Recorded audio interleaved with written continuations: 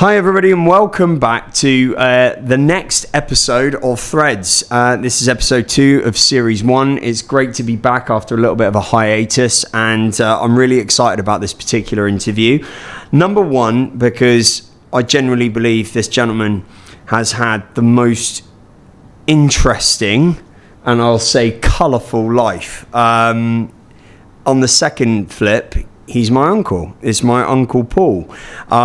And we're going to talk a little bit about my Uncle Paul's journey. He was the road manager of Black Sabbath. He was the manager of Manowar. And my late father, who passed away this year, they were brothers. And some of the stories and one of the biggest incentives and motivations for doing this podcast was my father never got to really tell his story publicly, and I just think some of the things that he told me were just incredible. The rise, the fall, the grit and determination to succeed, and I just think both these brothers, the Clarks in general, have just an incredible story to tell. So that's why I brought my Uncle Paul on today. So Uncle Paul, nice to have you here. Thank you. I'm just going to address it. There's 3 Paul Clarks in the room as well. Paul Clark Snr, and then my tea-boy, coffee boy, Paul Clark Jr., who's sat in the coffee in the corner over there, and then Paul Clark. That come up in the Senior. speech. Yeah. So great to have you with us, and we're going to get straight into it. So, tell us a little bit about your past, your upbringing, Uncle Paul. Maybe talk a little bit about where you started, your early childhood, where you grew up. Well, I was born in 1946, and I was born in a place in Birmingham, by a place called Windsor Green, where the prison is, which later on in life it would be my second home, But and then. My father was in the army, and so we sort of didn't see him very often. And then eventually we ended up going. He took us to Egypt, and we were in Egypt, and we were living in a tent in Egypt. Me and my mum, and my dad just kept disappearing anyway. He wasn't really a good father, and eventually. The Suez crisis started, and we ended up having to be shipped out. And my father said he'd got to go back home because his father was seriously ill, which turned out to be a load of rubbish. And he was actually having an affair with some woman, and which we didn't find out for years. And so we ended up. The Suez crisis started, and it was very dangerous. So, I was about 6 or 7, something like that. I can't remember the exact age. And so we eventually ended up, they shipped us out, and we had a chaperone, a sergeant, sort of SAS guy, who was going back to England. So they put us in charge. He put us in charge. The army put him in charge of looking after us, you say. And we came back on a ship called the Georgic. And this ship was actually sunk in the war. And so the next thing, they refloated this ship. I didn't know this at the time. I checked the history on that boat, and it wasn't a lucky boat, really. So it got sunk, and they refloated it. Yeah. And it was called the Georgic. And people can look it up. It's it'll be on some. I can't remember what it'd be on now. I did find it, and I got a picture of it now. So anyway, that was it. We come back, and we land. I forget where we landed now, Southampton or something like that. And then we ended up in married quarters. Right. But we never had. We never saw my father. I never saw my father for years. And Dad wasn't around then? No, he was. He just kept disappearing and saying he was on manoeuvres. Oh, he was definitely on manoeuvres. You can imagine what he was on. So anyway, when we got back to England, we found out my mum was pregnant. I didn't understand that then, at my age. And How old were you then? I was about 4 or 5, something like that. And I was quite aware of what was around me, I remember I fell in the Suez Canal. Right. And they'd give me so many injections, and because it's such a filthy canal, Of course, yeah. And I had to go. I was under doctors and stuff like that for months and months, and eventually we got back, and as I say, we found out my mum was pregnant, and she was not very well. So my aunt and uncle come and fetched us and took her back to Birmingham, Right. because we didn't know where my father was, and. We ended up, my mum gave birth to my brother Dennis in, I can't think where it was now, just outside Bromsgrove it was, Yeah. Bromsgrove Hospital, and he was born then. And we never really still never seen my father. He was been in the army and all that, but the army was an excuse for his affairs he was having. And so eventually we're growing up now, and we're living in Ladywood in Birmingham, in a flat right facing the Children's Hospital, which is still there to this day. Wow. And I can remember early that my father was coming home on Christmas, and he bought us a tent. And so in them days, the postman delivered on Christmas Day. Right. So I remember me and my brother, he'd grown up now, I forget how old he was then, but he was quite grown up, and I was the oldest. And we got a letter waiting for the postman to come, because we knew the tent was coming, you see. Right. And as we thought. So anyway, we saw the postman coming, and we couldn't see the tent, you see. I can remember that distinctly. And my brother's going, where's the tent, Anyway, there was a letter. And that's all we got, a letter, and we run to our mum, and she was to open it, and she started crying. And it was a letter asking for a divorce. And that was Christmas Day. This is what a kind of a man he was, And so that was, early part of my life. How did that impact, like, your relationship with your mum and dad and Dennis? Well, I remember. Did you feel like you had to take the role of, being the? My brother Dennis, he was a nightmare. He really was.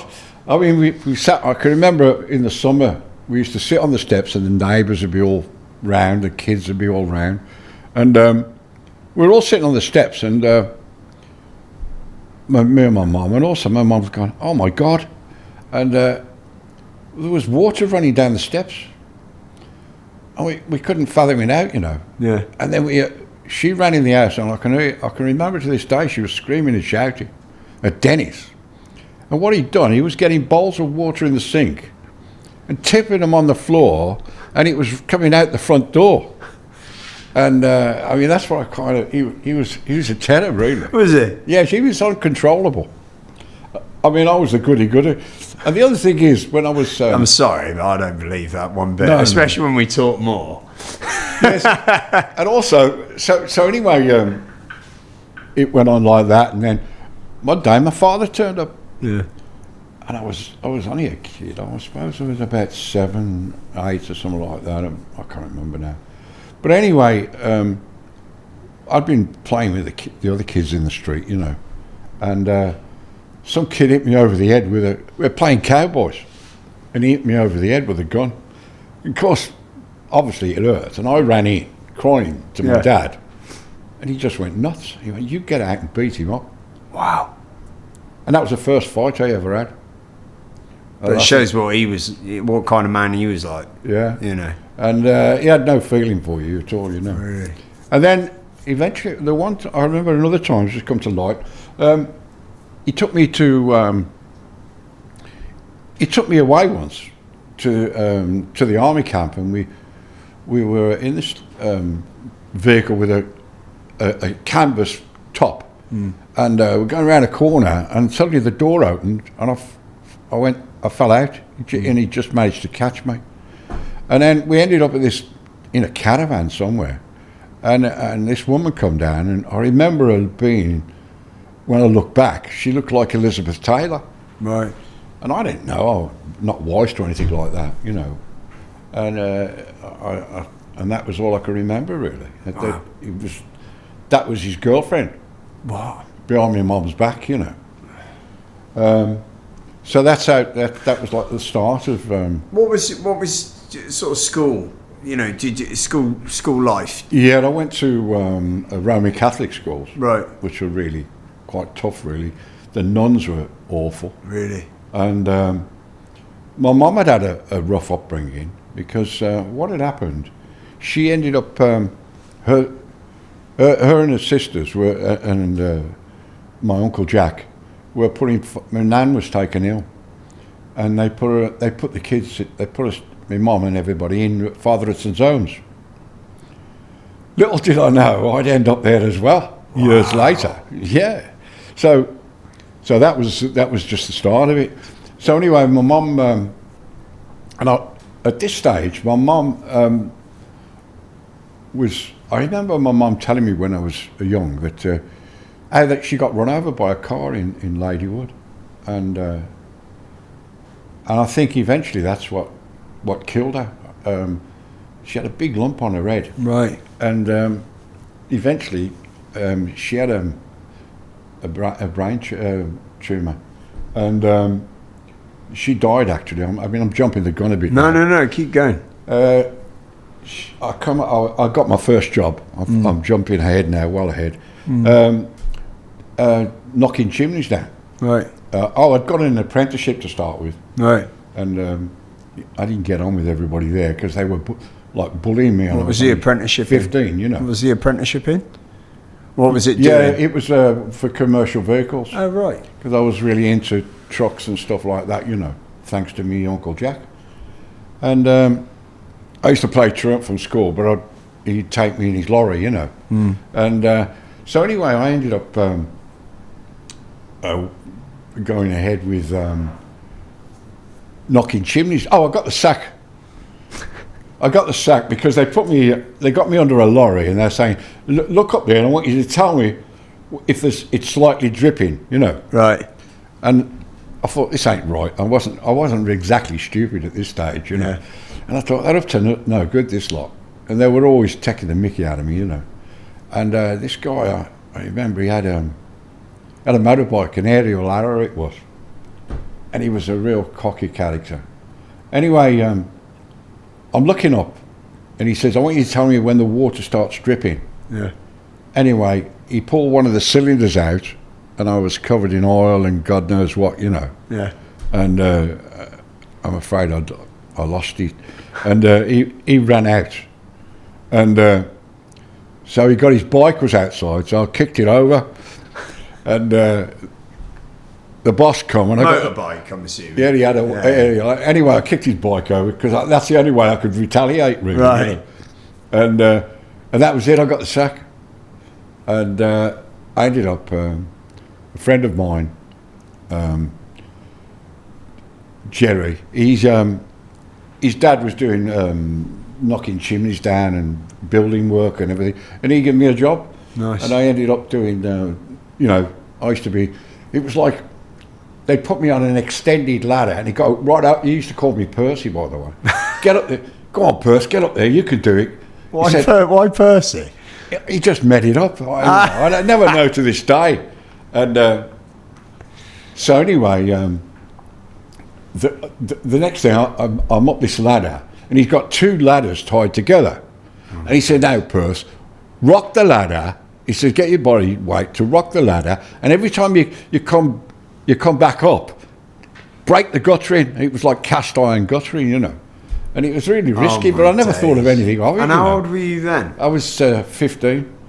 And in fact, that day, a bit later on, I think it was a week or so later, I'd left home in the morning. Yeah. And my mum was calling me, and I was lazy getting out of bed, you know. And you're going to lose this job and all this, that and the other. And I was swearing and cussing and everything. And off I went to work, and we were working up in Smethwick at the other side of Birmingham. And he said, right, why don't you go up the ladder? He said, I've got to go out. He said, so go up the ladder. He said, and I want you to pull them tiles out. Right. I said, okay. So I'm going up the ladder. And I'm on the roof. And all I've got is a slate hammer. And we've got to knock all these slates off. So I'm there. Anyway, I started to slip down the roof. And luckily I got the slate hammer and I managed to throw the slate hammer and hold myself there. Jeez. And I looked and I couldn't see the ladder. And what he'd done, he took the ladder away so as I'd carry on working. You're joking. And he started snowing, he did. And right next to us is a graveyard. And I can't, there's nobody there to shout to, you know what I mean? And I just saw this old guy walking up the road and I'm shouting, I said, can you get the ladder? Can you get the ladder? And he got the ladder and he sort of climbed up the ladder, breasted the ladder, sort of holding it in place. Yeah. And I come down, hitting the slates a few at a time to get to the ladder. And eventually that was it. I got off the roof and that was it. So anyway, it's absolutely pouring down of wet snow, you know. It's like melting at the same time. Yeah. And so I went up the entry, and I don't know what I did, but it was the rage then for tattoos. Right. So I went into the shop, and I bought a pack of needles, and a bottle of ink. Right. And I made a tattoo on my fingers, and it was, I don't know why I did it. Have you still got it? Just It's about. faded out. Like that. Just about see it. Have you got any tattoos? Yeah. Have you? Yeah. I never knew that. On my knuckles, I got 8, love and hate. I don't know why I did it. I think I was following these older kids. So, but eventually, what I did, I was sort of disgusted with it, you know. Right. Anyway, in fact, while I was in prison, I decided to cut it out. So I cut it out with a razor blade, you know. Yeah. And it's still vaguely there on my knuckle somewhere. Oh, I'm gonna have to do a quick shot of that. There's 3 things on here that I've wrote down that I wanna focus on a little bit. You were 15. What age did Grandma die? Did your mum die? Oh no! What happened? I was getting to. That's what I was just getting to. Go on. So anyway, I tattooed my hands, and then he come back and he go, Percy, what you been doing? I said, you took the effing ladder away from me. Yeah. Because he wanted me to work up to get rid of all the tiles off the roof. Yeah. Anyway, it was the end of the day, so off we go. So we get back to Ladywood, and I jump on the bus. I lived in Selly Oak at the time with my mum and my brother. And I got home, and the place is in darkness. And I thought, it's strange. Door was locked. So I went across the road to the shop where my mum used to talk to the lady that owned the shop. She was her friend. And I went over there, and she wasn't there. Her husband was there. Mm. And I said, you don't know where my mum is, do you? And he went, just out the blue, he went, she's dead. What? That's what he said. I'll never forget it as long as I live. And he said, she's dead. And I never asked him any questions. And I was like, somehow, I don't know, I knew it was true. Right. Because she never had good health at all, you know. And so anyway, I could jump on a bus, and you know the buses were open at the back on the bus, you know. And I get up to the top of Selly Oak, and the bus is packed, and I'm standing by the platform, and I see the police station there, and was stationary. So I jump off the bus, and I run into the police station. I don't know what I was going to do. I was just making it up as it come to me, really. Right. And so I went in and told the police. I said, "Can you tell me?" And I told them I lived at 594 Bristol Road. And I said, "Mum, somebody's just told me my mum's dead. Can you help me?" And he looked, and this inspector come. He had a stick under his arm, and he was an inspector, you know. And he said, "You all right, son?" He said, "Have you got any relations that you? Where you just said you got off the bus? Where was you going?" And I said, "I'm going to Rednall where my aunt lives." Right. And he said, "Well, listen, this officer here is going to take you. Do you know where it is?" I said, "Yeah." And he took me in the police car to Rednall. First time I'd ever been in a police car. I want the last. And believe me, it wasn't the last. So anyway, we get to Rednall, and our aunt opens the door, and there's my brother Dennis. He's on the stairs. She had a horrible thing of doing was when kids come to the house, they had to sit on the stairs. They used to say, children should be seen and not heard. She was a real horrible person, really. And Dennis was on the stairs and he was crying his heart out, you know. So I went up to him and I said to him, "What's he doing here? Come on, come in the room." And she said, he's got to stay there. I said, "No, he ain't. He's my brother. He's coming in here now. You can't leave him with what's happened." And she was a heartless bitch, you know. Yeah. So anyway, she got worse actually, and a bit later on. So my mum's dead, and I remember my uncle asking me if I wanted to go and see my mum. You see, at this wherever the body was. Yeah. And I remember going. I remember walking in, but I don't remember looking. I don't remember seeing her. Really? I don't know why. I don't remember. And so that was like I was 15. And so now we eventually,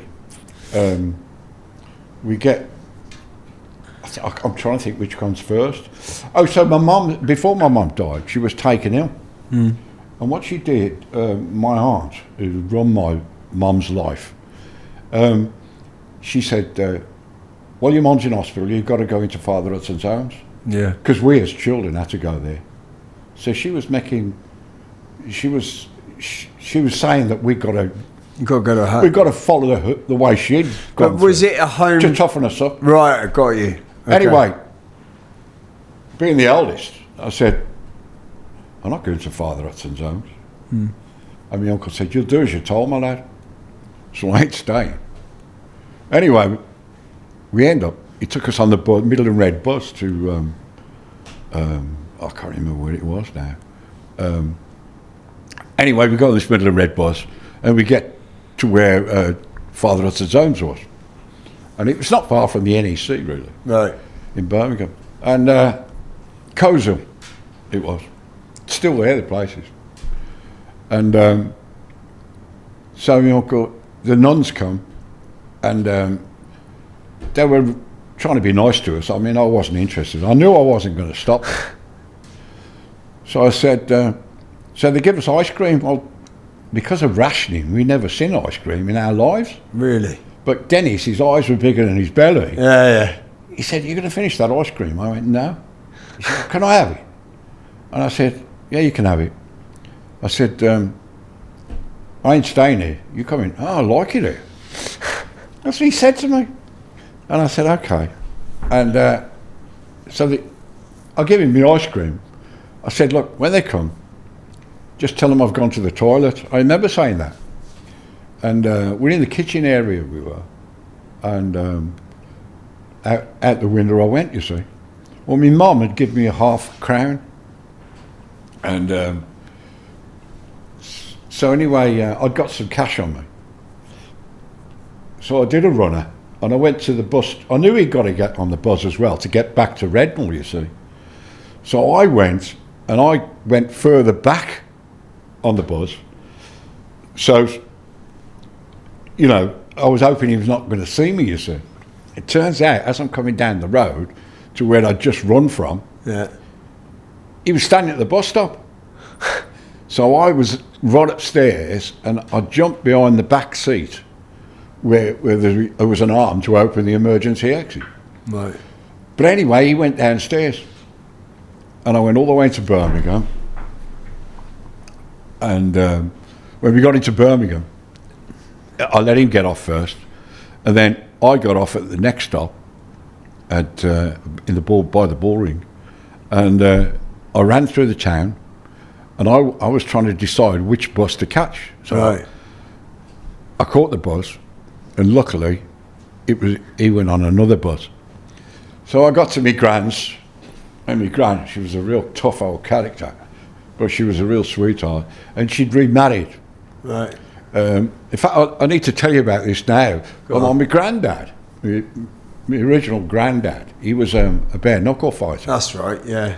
And he was totally nuts. I mean, he was crazy. Yeah. And I remember that everybody knew him, always stayed away from him, because he was always getting arrested and fighting.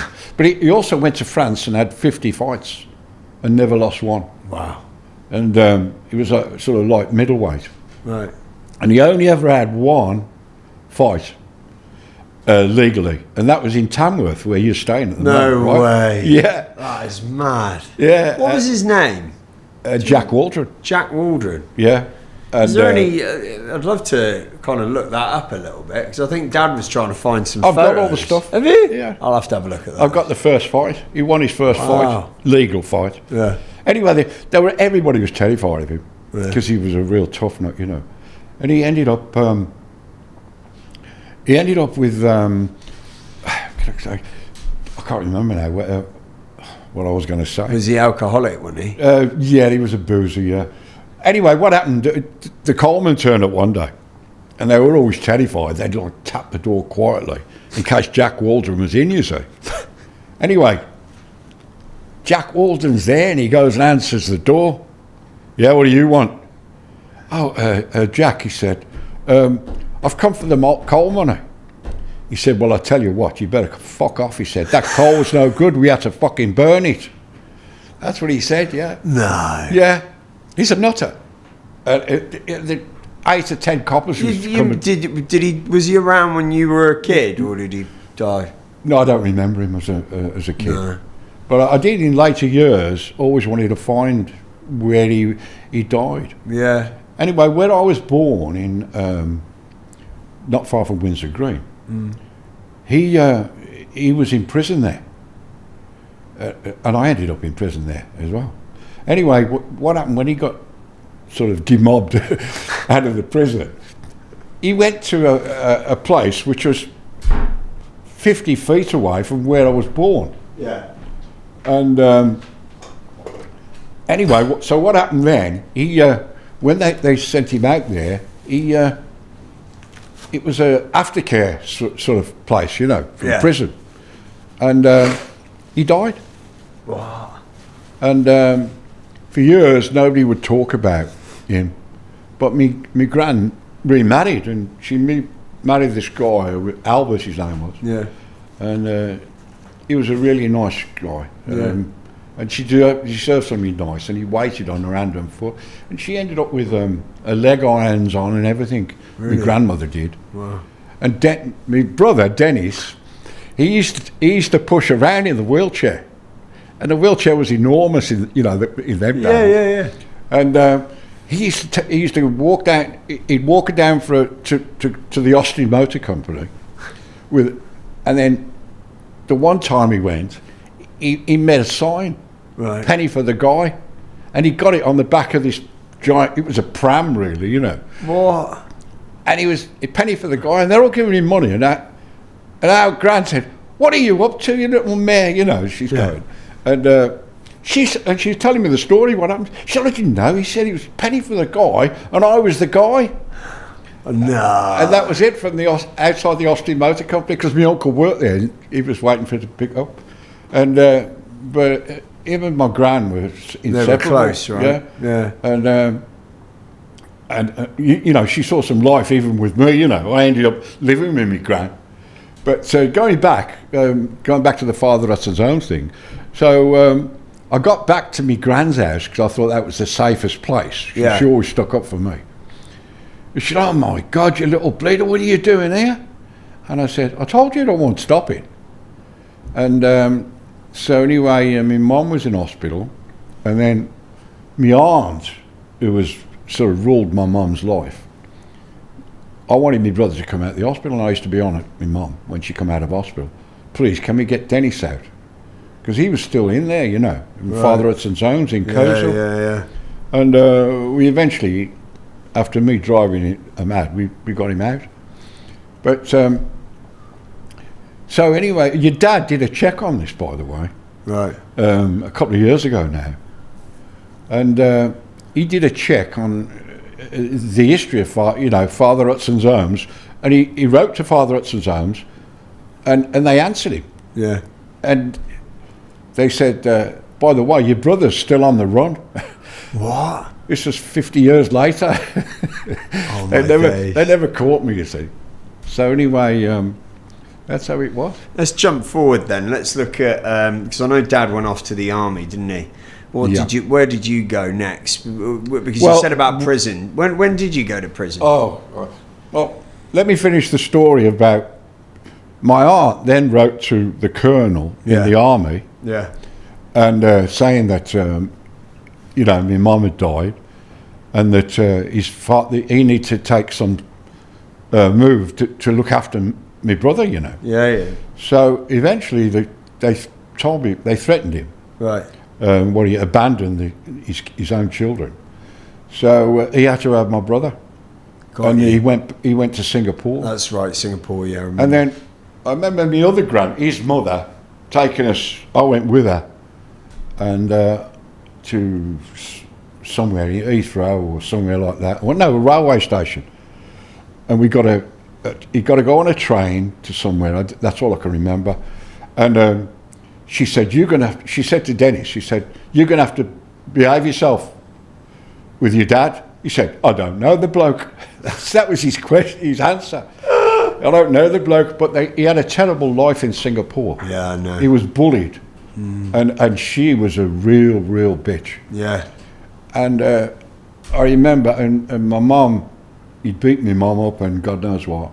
I remember one day when I was probably about 9 or 10, my nan, my grandmother, she said to me, Paul, I want you to do me a favour, will you? And I said, yeah. She said, I want you, when you're old enough, to beat your dad up. Wow. She said, for the way he's treated your mother. In fact, the doctor said she really died from a broken heart. Wow. He said, but you can't put that on the death certificate. No. And so he ended up there, and he ended up as an incredible swimmer. And he was crazy. Yeah. He's he was. Sorry, who was it? Dad was the incredible swimmer. Oh yeah. Who was crazy? He was. What, my dad? Yeah, because what happened, in fact, Paul can vouch for this, the other Paul Clark, Jr. We were on the River Avon. He bought a boat. Right. And we're going up the River Avon. It's the middle of winter. February it was. And he said, you steer it. And he was in the process of building this boat. Anyway, we were sort of going upriver. And what was the name of the place where it was? River Haven, anyway. Yeah, it was. So anyway, we're going up there, and all of a sudden it stopped. And I went, you have got fuel in this, haven't you? I don't know. So now we're stuck. So now it's like, I managed to get the boat to turn round facing down so I could see where we're going. And there was all these boats moored up. And we're thinking, I'm sort of thinking in my head, what are we going to do here? So in a minute we've got to find something to stop because we're going down and the water's taking us downriver. Yeah. To a weir. Yeah. And my brother, all of a sudden, me and Paul are standing on the boat, and he dived in the water with a rope in his mouth, and he swam like a shark, I'm not joking, across the River Avon and to where all the boats were moored. And then he started pulling us in. I mean, that's how crazy he was. But he was an incredible swimmer. Yeah. And so you're going to ask me another question then. I was about to. Moving forward onto, if you look at those early years, you moved into your teens. What I want to bridge the gap on is how you move from because I know you got into a bit of trouble I know you went to prison, and then how you got to being on the road. You know, how did that come around? Well, there's a lot of stories before that, but what There's happened? so many. We might have to do a part 2, part 3, part 4. So Yeah. we'll just What we'll make happened? this part 1. I sort of, when I lost my mum, I went a bit wild, you know. Right. And I had a friend who was always in and out of approved school and stuff in them days. Right. And I used to go and visit him with his dad, Right. and he'd take us to wherever he was in. And he was my best mate, you know. Michael Omer, his name was. Is he still alive? No, he died. And he had a brain. What happened? I ended up running a taxi office, Right. and he'd had some problems with this other crowd. And I come back, and I was running the office, and there's this guy, Les Garrettley, his name was. And I said, "What are you doing in here?" I said, "Out." I said, "You causing any trouble here?" Out. And Mick was there. Who was he just happened to be called in. He lived across the road, and they were playing cards. And I thought, "What's he playing cards with him?" He reckons he'd been to prison, and Mick had grassed him. And that wasn't true. He wasn't, you know, he wasn't a grass. So anyway, I thought something's not right here, you know. So I pretended to go out on a job. And what I did, I got into the car, drove down the road, but I came back on foot. And I was watching him, you know. And then, not thinking about it, he suddenly, this guy, he got a big Crombie overcoat on. And as Mick's bending down to pick someone up at the table, because they're playing cards, out he hit him straight over the head with a bottle of sterilised milk, right over the head. And I ran in. I couldn't get in, so I broke the door down and went in, got him and give him a good hiding, and then try to look after Mick, you see. Anyway, that went on for years. Mick started a little place in the jewellery quarter, a garage. And I ended up with him for a while. And he always suffered with headaches. Right. And I used to say to him, "For Christ's sake, you're like a woman." Yeah. You know. But what had happened, a long story short, he had a tumour. And he got Brought on by that being it. Yeah, he had a glioblastoma. And he eventually died. But before he died, we were really good friends. We were inseparable, really. We ended up in, you know, there's that many stories that sometimes you have to jump one to go back to another. Do you know. it. That's fine. That's fine. So anyway, he was, the one day, he was really depressed. He said, "I've had enough of this yard," he said. And I was now going back on the road with Sabbath. I'd just had a break from a while. We're off tour, you know. And it was time for me to go back. Yeah. So I said to him, "You got a passport, Mick?" He said, yeah. I said, "Oh." I said, "Well, your record." I'm having a joke about it. I said, "I've got to go down to London Saturday. Come with me. Bring your passport. I just got an idea." Like what? I said, "Mind your own business, I tell you. Just come with us." And we went down to London. And we went to the American Embassy. And I told him, "Bring all your stuff." What for? And I kept it a secret, really. And he had sussed what I was doing. And he said, "What am I going for this interview?" I said, "Because you got another job." "Like what?" I said, "I'm giving you a job with Sabbath." No. And I give him a job with Sabbath. And I give him the job of looking after the dressing room. And it was like a star had lit up the sky, with him, you know. And when he got the job, he was in charge of the dressing room. Yeah. And then I designed a stage set of Stonehenge. It's a big laughable story, actually, but it's not funny because it was for real. I used to design a lot for the band, you know, and merchandise and stuff like that. Bring it back a minute before you go on I to can't that. because I'll forget it with my memory. I'll bring you back on. Okay, I'm yeah. interested to know. We'll come back to the Stonehenge because I remember you've told me that story before and it's fascinating. But how did you get to work with Sabbath? Well, what happened? Like people want to hear that. Okay, so what happened?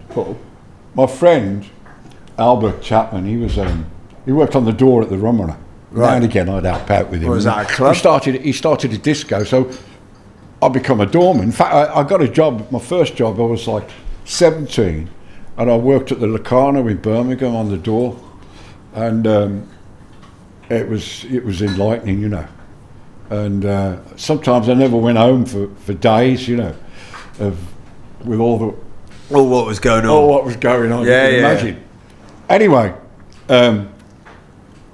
I ended up like that, and I've lost the plot now. I can't think where I was now.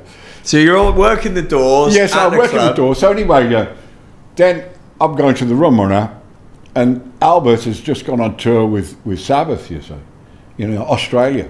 Wow. And he come back, and we started talking and things. And in fact, there's another. Remind me to go back to the body in the lake. Okay, we'll come back to that one. So anyway, what happened? We started touring. He said, "Why don't you use your car?" I was working on private hire then. Right. And run us round. He said on the tour. I said, "Okay." And we got to know the band and stuff like that. And we were chauffeuring Tony Iommi and Albert, who was their tour manager. And so I was doing that, and I got to know. And then in between the shows, I was going out and into the audience. And I started really getting involved and thinking, I know what I'd do if I was the band. I'd be, you need to start playing to the audience and stuff like that. Right. Encouraging the audience more. And I was getting loads of ideas. And I don't know why, but I was just loving what I was doing. And then from there, eventually, Albert got fired because we went to work they were going to do a deal with Don Arden, Sharon Osbourne's father. Right. Who was a real lowlife. Really? Yeah. And he was involved with the murder of my best friend, who was a tour manager. Wow. And he got thrown off, when the Zeebrugge disaster happened. Yeah. Well, it's a bit I'm mixing it up a bit. No, that's fine. It's only what memories coming back to me. But what happened, I'd already started, I'd been with Sabbath, and we decided to go and, let me think, we decided that they were thinking of going back with Don Arden. Right. And they said to me, because I've been running it for a few years as tour manager, and designing album covers and stuff like that I did, and merchandise especially. Yeah. Because I was quite good at sketching. I had plenty of time to do that when I was in the prison, so you can imagine. And I'd come up with these ideas, and I'd put them to the band. What do you think of this? And the one was the Stonehenge thing. Yeah. And so anyway, I ended up with Don Arden's going to join the band and this, that and the other.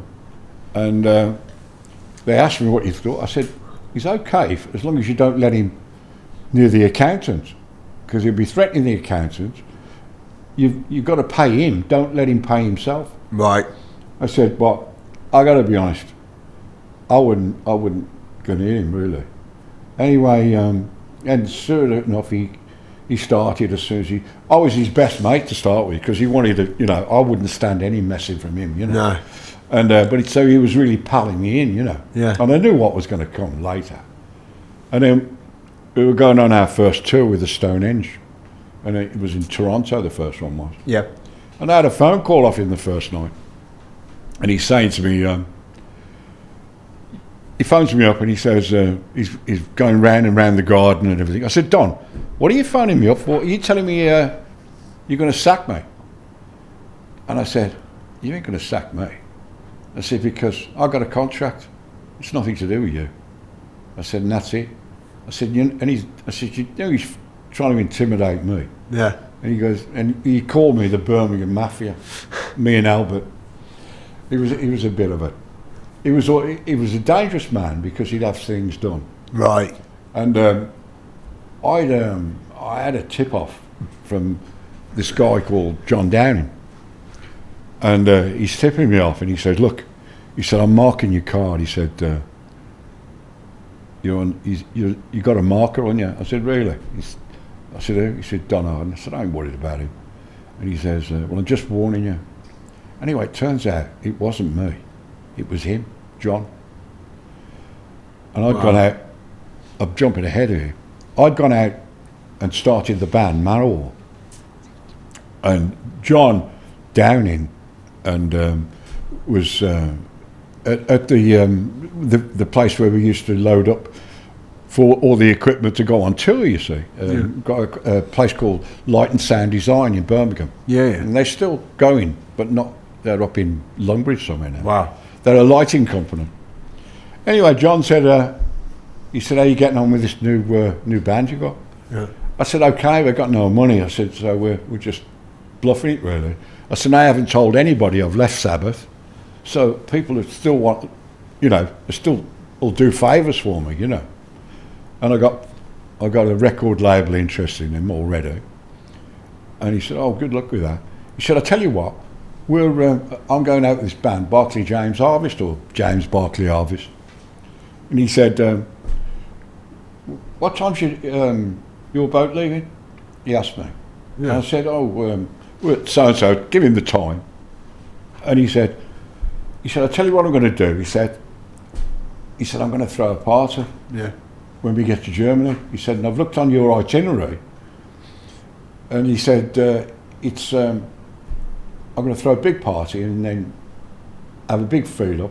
He said, so bring the crew down as well, and I'll look after them all. I said, okay, John, thanks. So anyway, he said, so I'll see you in Germany. I said, okay. And he'd arranged it, so we were playing the next night after he'd been, you know, the night before he was playing, and we were playing the next night. Anyway, I'm on tour now with this guy called Rainer Hensel. He was a promoter that I'd used for years with Sabbath. And he come to the one day while we were loading in to the venue we were playing. He said, Paul, have you heard about John Downing? I said, no, why? He said, well, he's gone missing. What? I said, what do you mean he's gone missing? He said, he never got off the boat. He was on the boat before us. And I said, no. Anyway, left it.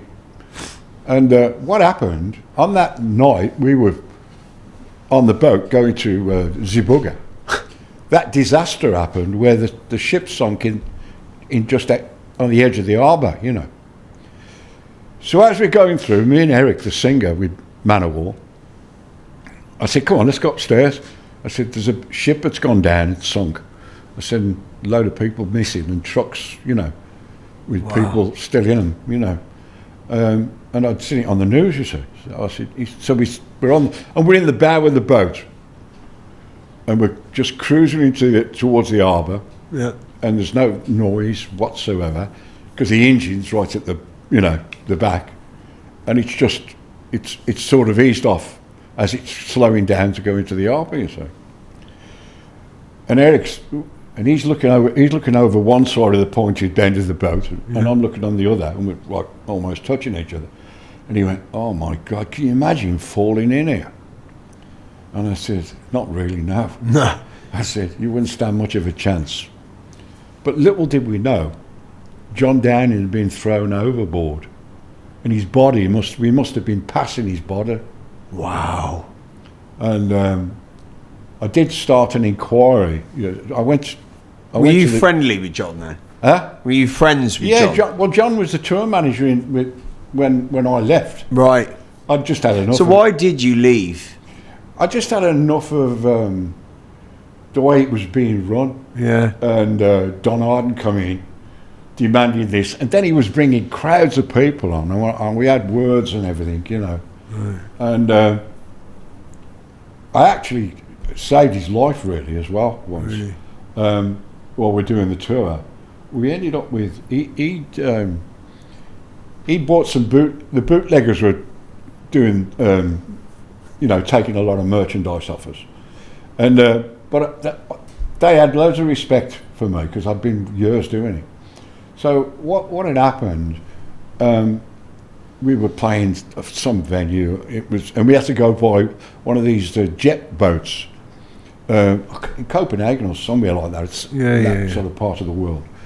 And so we had to go on this boat, get off at another place, and then there'd be a coach waiting for us to take us to the venue. So that we did that, and then we did it in reverse. So I said, when we got there, I said, well, good to go back to our original start-off point. Yeah. We got to the place where the boats come in, and all the bootleggers were there. Now, these bootleggers had trouble with Don Arden. Right. Sorry, just to explain what a bootlegger is. They bootleg, merchandise. Right, That's got not you. the proper merchandise. Got you, yeah. But they never, when I was in charge, I used to move them on, and they had loads of respect with me, and I always treated them okay. Yeah, fair enough. And I'd let them in the venue sometimes, but not to sell. But if they were out in the cold and that, we'd give them a drink and stuff, because you kept them sweet, Got you. But they weren't a problem, really. But Don Arden caused havoc. And he was... so anyway, what happened, we're now getting back to... Yeah. We've done the gig, and we're at the place in the harbour.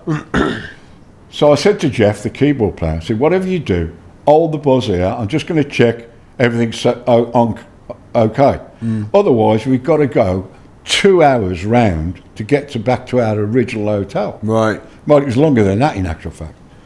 So I walk into the area where the boats are, and I go in to just check the bookings, and all these bootleggers are there, you see. And they're going, Clarky, how you doing? I said, all right. He said, and they've got knives. They're just, the one's picking his teeth with a knife. Wow. And he said, Paul, he said, Don's going for a swim tonight. What? So I said, look, lads, turn it in. I said, the band are here. I said, I'm telling you now, don't be messing around with us. He said, Don's going for a swim. And they're all going, trust us, he is going for a swim. It was a jet ski boat that carried passengers and God knows what, Yeah. So I calmly walked out, hoping, and the bus started leaving. Jeff, the keyboard player, I let him go. I ran after the bus, and I'm banging the side of the bus, and he stopped, luckily enough. I said, get on the bus. And I said, I'll deal with you later, Jeff. I told you not to let the bus go. And then Don Arden's going, what's going on here? I said, just get on the bus now. And he said, don't talk to me like this. I said, get on the fucking bus now. Yeah. And Tony's going, what's going on? I said, I'll explain when we get on the bus. We've got to get out of here. I said, the bootleggers are in there. They're going to throw him overboard. Don Arden. I mean, I'd love to have seen it, to be truthful. Because he's a bad bastard. He did Really? some terrible things, yeah. Really? Even Sharon hated his guts. Really? Oh, yeah. In fact, Sharon, by the way, God. she pierced me ear, look. Did she? Yeah. Sharon Osbourne. Well, we used to stay at Sharon's house, you see. Right. When the old man were there, me and Tony, because me and Tony were sort of inseparable then. And then what So happened? Tony was... Tony Iommi, Yeah. Wow. guitar player. And Ronnie Dio? Ronnie wasn't with the band then. No. Oh, Ronnie actually had been with the band, Right. and he'd had enough. And when did Ozzy fall into it? Was that after you? Ozzy got the sack. Tony sacked Ozzy. Right. And we ended up going to... Oh, they ended up... I think Sharon introduced Ronnie Dio to Tony. Right. Somehow, something like that. I can't remember. But I didn't... I decided not to go out. They wanted me to go out while we're in the studio. Right. So I used to have lots of ideas while they were recording. I'm sketching and coming up with ideas and things for the band. And but I had black cabs by this time. Right. And I'd rented them out, and I decided, Not LA enough. wasn't my scene at the time. It did become my scene years later, Yeah. But so anyway, we ended up at Sharon's, and she said to Tony, let me pierce your ear. She said, I got a lovely stone for you. He said, fuck you. He said, you're not piercing my ear. She said, come on. Tony went, no. She said, Clarky, let me do yours. I said, no, you're not doing mine either. And she says, come on, she said, I got a beautiful stone. And she showed me this diamond. I said, fucking do it. So That's classic. I never forget, she had a cork Right. of a champagne glass, for champagne bottle, and a darning needle, and she pierced me ear. So anyway, she pierced me ear, and I had this incredible stone, and it must have been worth a fortune. Right. But I think one of my exes ripped it, and I lost it for some reason.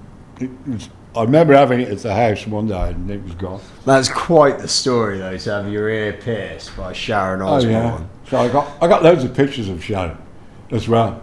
We're gonna have to. She was. Go on. Go on. No. What was it? I want to try. What I'd like to do is try and get some of those photos, because what I want to do is try and we're gonna have a little look around your house later, because we've got all the gold records from Sabbath and stuff like that. Manowar, Yeah. Let's get on to, because we've got about 15, 20 minutes left. Okay. Talk to me a bit about the bridge between Sabbath and Manowar then, because did you discover them, or were they? Yeah. What happened? Tony's having trouble with his guitars, and we found this guy, Doc Stillwell, Right. an American, and he helped Marshall. He worked for Marshall, and he came up with this incredible system for guitars and everything, and made Marshall more powerful. And he also worked for lots of other big bands. Richie Blackmore, and who was the other one? But loads of other bands he worked for, and I've lost it now. No, you're talking about Marshall. Making the guitars more powerful. Yeah. So anyway, we found this guy, and it was hard to find anybody that was clever enough to do Tony's stuff, because Tony's stuff, his strings were so fine they would go out of tune. Right. And because they were so fine, you know. And Tony had his finger chopped off, and he had to have special things fitted on his fingers, you know, right, to play. And he was left-handed as well. So anyway, I got him. He came out and did Tony's repairs to his stuff, right, and Geezer's as well. In fact, he had Geezer. He got some stuff for Geezer for his bass. Anyway, so Joey was his assistant, Joey DeMayo, and he was driving me mental, and he was women mad and everything. Weren't we all? But you know, he was just another. I mean, he'd get in the limo with us. We had to carry him in the limos as well sometimes, and otherwise they'd be, oh no, we're going back home and all this, that, and the other. And he very demanding. But Tony said, don't upset him. You know, I said it's costing a fortune. They're just ripping us like for, you know, this having to carry two of them. And one was Joey, was the assistant, and he's telling me all the time he's going to get this band together, and it's going to be the best band in the world. And the singer is so much better than anybody you've ever heard. And I'd heard all these stories before, you know what I mean, with different bands. And that was it. And then eventually, I'd had enough and decided to leave. And so I left, and I never told any. Oh, we broke up, yeah. We'd finished that part of the tour. And I went back to England, you see. And I made up my mind then. I thought, I ain't going back. Oh, first of all, Don Arden had phoned me, for which I missed out. And he was threatening me over the phone not to be on the plane the next day. What? Yeah, that's what he phoned me for. So I said, listen, you're not scaring me. I said, I'm going to be on that plane.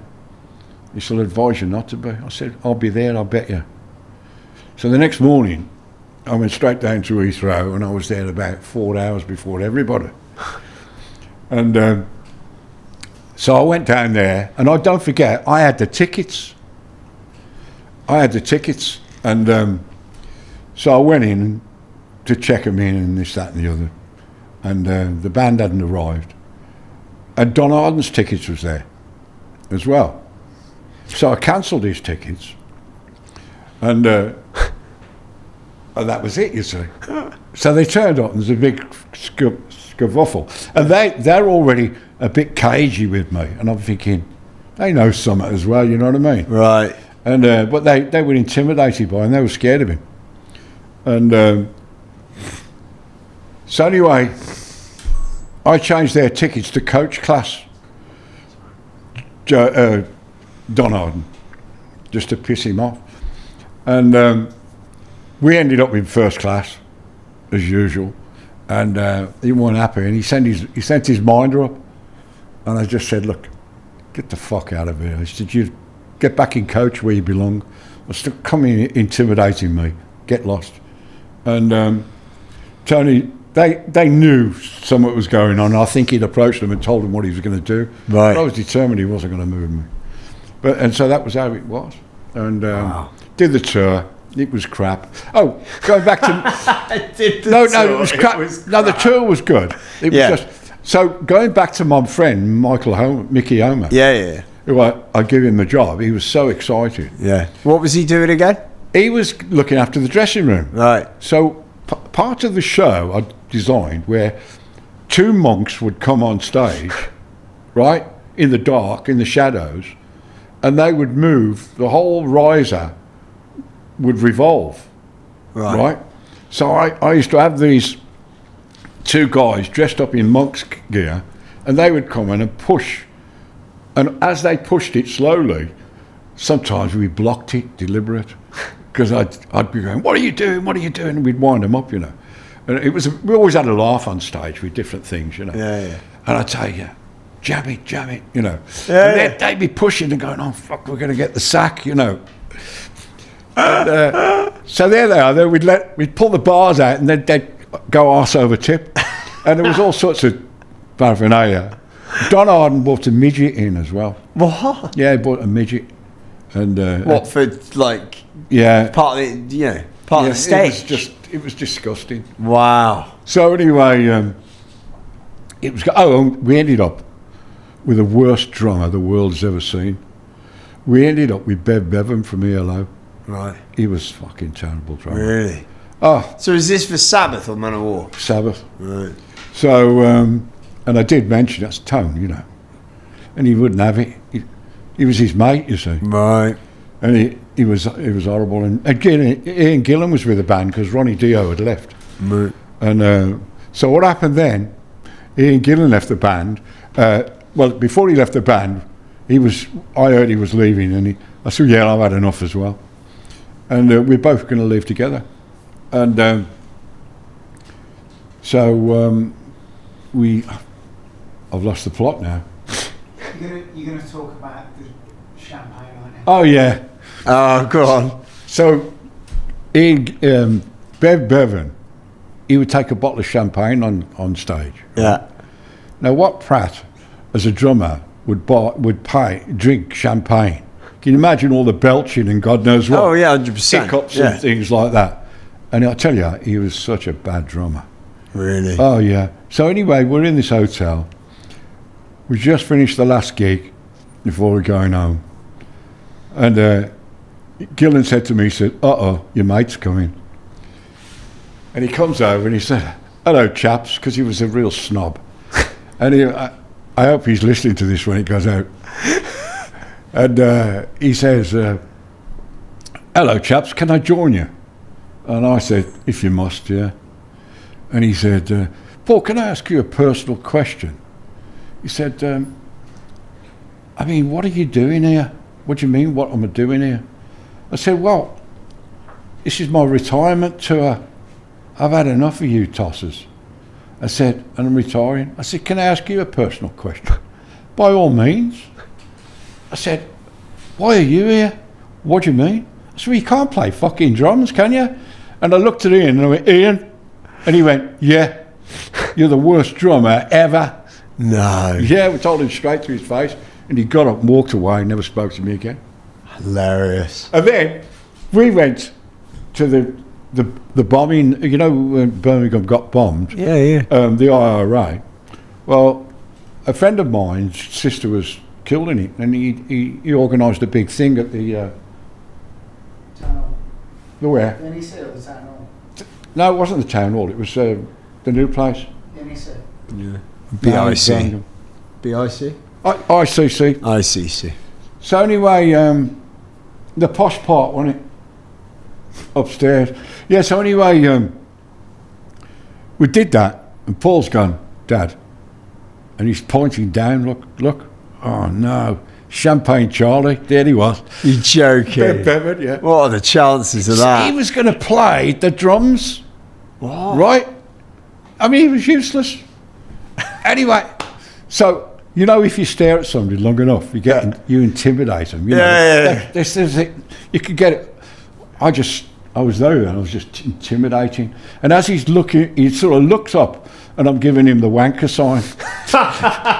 And I drove him. Yeah, that was, he played when they were doing the trying to raise some money to fight the case for the Birmingham bombing. Wow. And somehow he worked his way in there. But he was useless. Champagne Charlie. That's what I named him in the end, Champagne I love Charlie. that. Right, let's Back to Joey. Joey DeMeo. Oh, going back to Doc, who was the guy who built Tony's stuff, and Joey DeMeo. So Joey told me what he was going to do, and I've heard it a million times, you know, you can always get, if you got a job that's high up, you know, they'll approach you and, I've got this and this, that and the other. And you heard it all the time, you know, especially in LA, the land of fruit and nut, you know. Yeah. So anyway, he said, he's telling me about this, and then he gave me an album. He gave me they just recorded in Florida, and he said, we've just been to Florida and recorded this, blah, blah, blah, and this, that and the other. And become really good friends at this stage. Anyway, I got a phone call of him. He said, I've heard you've left Sabbath. I said, who's told you that? He said, come on, you haven't you? I said, as long as you don't go any farther, yeah. He said, can you get us over to the UK? We want to play England. Wow. And he went on and on for 2 hours and he drove me head. I'd done me head in, honestly. I mean, the guy can talk you into anything, you know. He left me in a room with 5 chicks one night. He said, I got another date down there. We're in Hawaii. And there were all these chicks in the room. That's hilarious. Best night ever. I bet, yeah. We'll get into the detail. Yes. So anyway, I said, okay. He said, okay. And we went from there. And I brought him to England. We got a rehearsal studio called Rich Bitch in Selly Oak. Wow. It's gone now. It's moved somewhere else. And we did our first rehearsal there. And I got to be honest, don't forget, I've never seen him. And I've just gone on his word, but I've heard the album, but it was very bassy. Right. But that was it, because he's probably one of the best bass players in the world of rock. Yeah. And they were amazing, really. So now I'm working on, I've got a date I've put together, and these people I'm talking to, I never told them I'd left Sabbath, you see. So they just want to kiss me arse, and I kept it quiet. So they just do. So I got that many deals, and I got a record deal, and I never ever managed them. I just run them, and they did everything I told them to do. They were really, they listened to me. Yeah. And they were so nice to work with. They were brilliant, Really. And we come up with all sorts of stuff, And so we play this place down in just off the M1, and I can't remember where it was now, but that was the first show. Hammersmith. Hammersmith. No, it wasn't Hammersmith at that stage. No, this was just off the M1 somewhere. I can't remember. You know what my memory's like anyway. He's my quota, by the way, down there. I'm getting on now, so like. No, it's understandable. The world's falling apart right now. So anyway, we ended up with this other band on the. Oh yeah. So now Joey said, we're headlining. I said, Joe, you can't be choosy. And he said, no, you got to. We're not headlining. We're headlining wherever we do. Right. So anyway, we end up with this other band who were quite big, and I can't remember the name. Merciful Fake, I called them. Right. Fake. Yeah. And the first night we get there, and they turn up. This geezer comes over to me and went, "You ain't got any sticks, mate? Are you in charge?" I said, "Yeah." He said, "You got any sticks, have you?" I said, "Yeah, thanks. What do you want for? What do you want to know for?" He said, "We got no sticks." I said, "You're a fucking band and you've got no drumsticks." Anyway, they got on. So now all the record people are coming in. They still don't know I've left Sabbath. And anyway, they're going, what they like. Now, don't forget, I've never seen them on stage. Yeah. And I said, "They're going to blow your mind." And they went, "Really?" I said, "I'm telling you." She said, "Well, you'd know, wouldn't you?" Yeah, and they're really jacking me up a bit. And I'm shitting myself really to be truthful. And they hit the stage. Oh, so Merciful Fake are on. I've got to tell you this. So there's this guy with chicken bones crossed, doing all this business. He literally got bones in his hands. What? And they were shit, man. And they were bigger than us. Really? They're still going to this day. What? Yeah, I think they take their I'll own. check them out. They take their own chairs with them as well when they go. You know, they're all crippled. They're still going.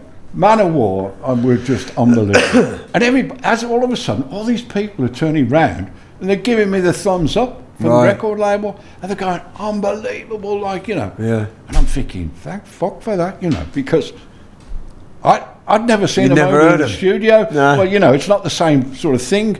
Of course. In a rehearsal studio. And what I didn't tell you was they dressed up like Vikings. Right. And it was embarrassing, really. Right. You know, with all fur around them and around the nuts and everything, you know what I mean? Yeah. And they did look a bunch of plonkers. And it was a bit of a shock for me, because I never seen this. No. And they followed the Viking theme. Right. And it went from there. And then we went to Europe. Yeah. We cracked Europe. And now, I mean, they're doing £1 million a night now. Really? They're just so big. And we just done London, didn't we?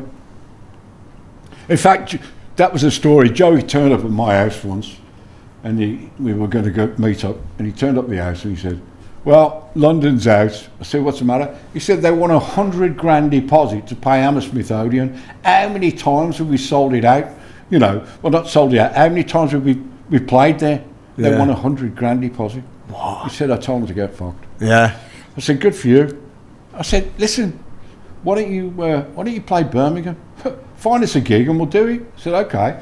So me and Paul found the gig, and we brought them to Birmingham, and they've been here twice now. Yeah. Sold it out completely. Amazing. And it's they're just amazing live. And Eric, if you get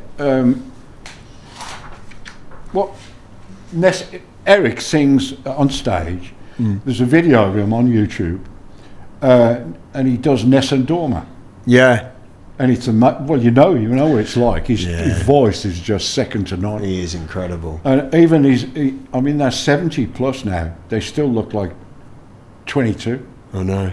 They're just amazing, and they all work out every day. There's only 2 original members now. So It's Joey and I didn't want to be a manager because I didn't want the responsibility, you know. Yeah. But I did everything a manager would do, and you know, and we're still good friends to this day. In fact, Paul joined Junior. He joined the band as well. I remember I went to. And Where did we end up? he was going to We ended up be somewhere. the drummer. Yeah. And Joey comes to me the one day and he said, "I'm going to sack Paul." I said, "What do you mean you're going to sack him?" He said, "Do you realise how clever this kid is?" And he says, I said, "Yeah, I do, yeah." He said, "He shouldn't be doing this. On and off the road, on and off the road. You know, we don't tour all the year round and this, you know." He said, "He's got to earn a living." He said, "He's a clever kid and this is what I go." Anyway, we had a few words and I gave in to him a little bit, you know. And it broke his heart, really. Yeah. But he was, as you know, he's got his own video, Paul. By the way, people, my son Paul Clark Snr they got his own site on YouTube. Take a look at it; it's quite good. What's it called, Paul? Paul CGD. Paul CGD on YouTube. I'm a fan of it. I follow it. Shall we wrap this then? I think I'd like to ask one more question. I know you've got the book, which You read some of? You've read some of. But It's called Paul Clark. No, go on. What's it called? Actually, the Paul Clark Diaries are on YouTube as well. I thought I'd give that Get into that as well. I was a bit drunk that night. And I did 4. We never got round to talking about Ronnie either, did we? I know. We'll have to leave it for part 2. Yeah. We'll do a second one. Okay. There's so many stories. This was always going to be the challenge, is how we get it all Then I'm into an doing hour and a the half. Boston and There we go. detention and all We that could go into that on stuff. part 2. But if there was one thing, I mean, I guess people that hear your story, what do you hope people would understand? You know, from your past to where you are today. You know, your upbringing, I always heard from Dad how difficult the upbringing was and the challenges that you faced. But, you know, what I think is so amazing is, you know, both of you, different people in so many ways, so alike in so many ways, landed on your feet, toured the world, built bands. You know, what is it that you expect, you know, want people to hear when you before, hear your story? while we're on the subject, close to my brother's heart, people didn't realise that he was such a clever person. Yeah. Building cars from scratch. Yeah. And he's I mean, you've still got some of them. One of them's left over, the Cosworth Yep. turbo that he built. He built dozens and dozens of cars. Yeah. And also he had a doctorate. And nobody knew that. No. But he got so fed up with the councils rejecting him for planning permission.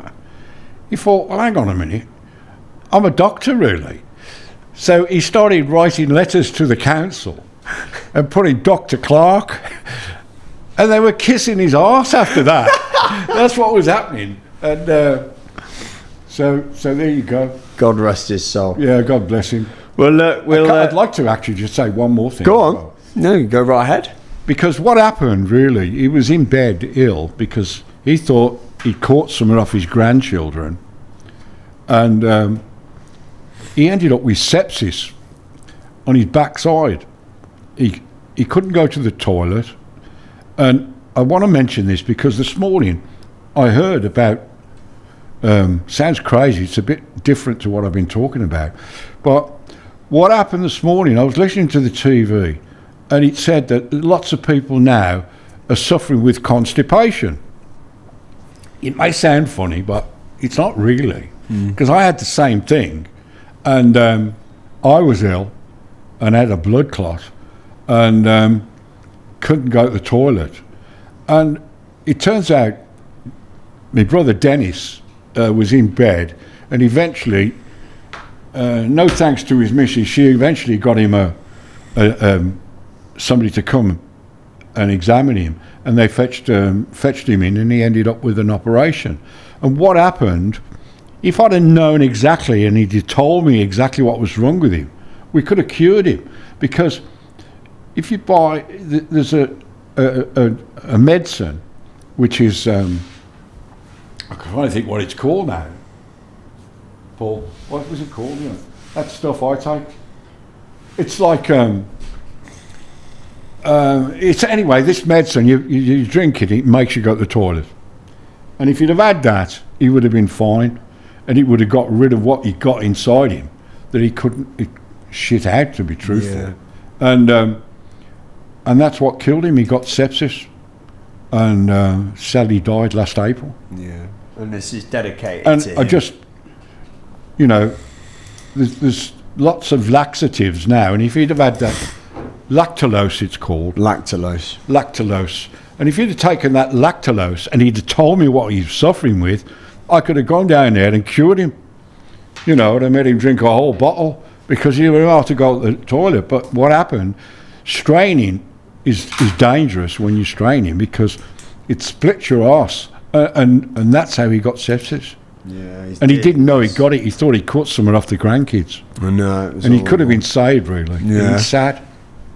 But Right. there you go. We're going to Thanks wrap for it. We're going to wrap it, Uncle Paul. Or I keep calling him Uncle Paul, but I'm going to keep calling him Uncle Paul. It doesn't feel right to call him Paul.